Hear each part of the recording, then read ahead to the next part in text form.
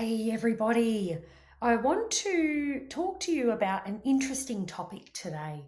And I think it's an experience in business that we've all had. And is the experience of the bargain hunter, the dreaded bargain hunter. Oh, look, probably in my marketing agency, we have experiences. Obviously, our marketing strategy emphasizes a low barrier to entry model, which means that we attract high volumes of clients into skin and beauty clinics and hair salons.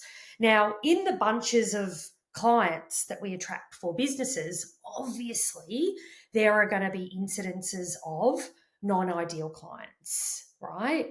But the biggest challenge that I see is that often with marketing, and it obviously, and particularly volume marketing, commonly the feedback is that, and I have spoken about this before, but I want to emphasize today I want to emphasize the psychology of a bargain hunter rather than the perception of what's going on in the consult process, because I think that the perception of the consultant, the business owner, the therapist, the stylist is that they're just looking for a discount, these people that are coming in, because we offered them a discount, and there's nothing we can do for them. I'm never going to be able to change that or influence that. So I want to spend a little bit of time with you guys today helping you understand the psychology of the bargain hunter. Because what I know and what I've learned and experienced, trained, mentored business owners to do quite successfully is to take a bargain hunter, and that is someone who might be coming wholly and solely on the preface of the fact that they've received a discount, which, to be honest, when you're running a discounted offer, it is the biggest reason why they first walked in the door. But it's not the only reason, okay? Because they're still interested in what you have to offer. Now, interested and invested are two separate concepts, right? So the psychology of a bargain hunter is, yes, they've been enticed into your business by an irresistible offer, right? So the offer was too good to refuse. But in addition to that, they must have an interest in the service. Okay, because if you've got, it doesn't matter how compelling your offer is to a person, if they're not interested in the service, or they don't care for the service, they're still not going to book, no matter how compelling the offer is. So when we look at a bargain hunter, we've got both motivation to receive the discounted offer. That was the first thing that caught their attention in the first place. But they also have an interest in the service that you're offering, whether it be skin, hair, beauty, whatever it is. Otherwise, they would have just kept scrolling, right? The secondary part to this is that when people come into your clinic or your salon, surprisingly, they have to overcome a number of ordeals to get there, right? Now, when I say, or I define an ordeal as a hurdle or a barrier to overcome to actually get what they want. So, for example, some common ordeals with a new client would be they've got to find time to prioritize this service that they'd like to book. So that's the first ordeal. They might need to move their diary around. They might need to change some things, change some arrangements that are already in their diary to make that work. Okay. The second ordeal commonly is that they need to find the place. If they've never been to your hair salon or your skin clinic before, they've got to work out how to get there if they don't know. They might have overcome some other ordeals in that process of, the kid's not waking up on time, and, and then we're in a hurry and we've got to get there and I've got an appointment, and the ordeals of life, I suppose, to make sure that they can actually show up on time, ready to go, ready to receive the service. The other thing that we commonly don't think of as ordeals, but they definitely are, is our appointment management process. We have a number of ordeals throughout that process that, a deposit collection, a confirmation process in terms of they've got to answer a yes or a no. They might need to take a telephone call from your front of house to provide credit card details or deposit information. They might need to click a link to enter their card details to pay a deposit. So in the journey of actually getting to the appointment, the bargain hunter goes through a number of ordeals that tests their commitment to actually showing up for the appointment.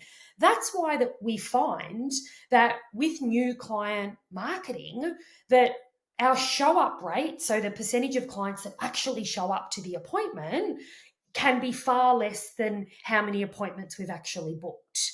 Right? So you might find that you book 20 clients from a Facebook ad, and then 10 of those show up, for example. And you're like, why? They booked the appointment. It's because they're not committed enough to overcome the ordeals required to actually show up for the appointment. That's another session, right?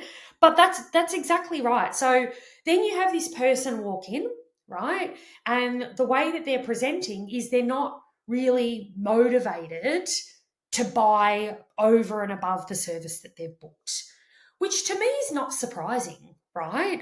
Like they've possibly never had treatment or a service of the kind that you're offering before. There's an interest there, but there's definitely not an investment. They're curious. They're not committed, right? They're not committed when they walk in through your front door when they've seen a Facebook ad, right? It's the job of the consultation process to increase that level of commitment. Mostly what I find is that when the bargain hunter starts to object or resist or not really kind of put vibes out there that they're ready or willing to make higher levels of commitment, automatically it's like, boom, bargain hunter in the bin, next. It's what happens, right? Rather than actually understanding the psychology of this person, where this person, and there's lots of stages of change when we think about behavior change. A bargain hunter is in a contemplation stage of change. They're thinking about it, but they're not really committed yet, right? So the way that you ask questions and the way that you engage and build trust and build a rapport and relationship with that client is going to be the deciding factor as whether you can increase that bargain hunter from a contemplation stage of change to a preparation or an action stage of change. It's wholly and solely in the quality of the questioning in your consult. Okay. So the challenge that I find though is people that have this experience of bargain hunters are very, very quick to blame the marketing strategy. Oh, that Facebook ad didn't work. All it did was bring bargain hunters or non-ideal clients, or it's actually not the case. If you are having, you need to understand that there will definitely be incidences of people that are in I don't even want to call them bargain hunters because I don't think it's the correct terminology. I'm using that terminology because that's what all you guys connect with. But what we're dealing with here is buyers that are in a contemplation stage of change. They're just thinking about it. They're interested, they're not invested, right? And the job of a good consultation process is to ask questions and facilitate connection in a way that increases levels of commitment from contemplation to preparation and action stages of change. So the client that's actually purchasing from you has made that shift, right? You might have incidences where clients come in already in preparation or action stage of change. Great. What a bonus if you've literally got people coming in ready to make a change. More often than not, humans are a little bit more complicated than that. They come in interested, but not necessarily aware or understanding the commitment level that's required to get the results that they want from you. And then when they're presented with that, they become a little bit gun shy. And most therapists or stylists will back off when that happens, right? They don't get curious. They don't get inquisitive. They don't seek to understand what it is that the client's getting a little bit gun shy about. They just drop it apply the label of a bargain hunter and move on to the next person. And my challenge with that is that there's so much opportunity that you're missing. So much opportunity.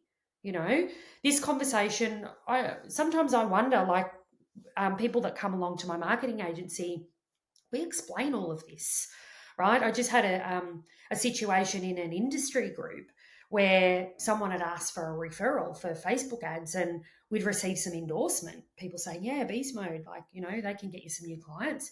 And the person that had posted had put, oh, we already use them and we just got bargain hunters from the marketing. And I just thought, like, we've explained all of this. You know, so there's still I still feel like there's a barrier for some people understanding this marketing strategy and understanding that with even any marketing strategy, there's different styles of marketing that will lead to different levels of change in terms of influencing clients. Like, your organic social media is a slower burn. It's likely that a really good organic social media strategy could actually shift clients from contemplation to preparation to action. Really good organic social media strategy, right? A direct offer Facebook ad won't do that because it's just an offer, right? It doesn't have the time or the, you know, with the prospect to warm them up in that way. Hence why they attract cold market, right? And hence why we say to people when they're looking at, you know, Facebook ad style marketing as an option, that if you've got a good organic social media strategy in conjunction with that, they go really well hand in hand, because the first thing a prospect does when they see an ad is they go to a social media page. And if you've got really good quality content on there, you can actually start to increase that level of commitment through your social media content from them engaging in that and consuming that, right? But more often than not, they don't necessarily spend the time on that. They literally just come in cold. So I want you to think about this in terms of clients that are coming in, rather than throw them away as a label, as a bargain hunter, not interested, not my ideal client. It's really about understanding the stage of change that the client's in, and then adjusting and modifying your consultation to make sure that you're honoring that stage of change.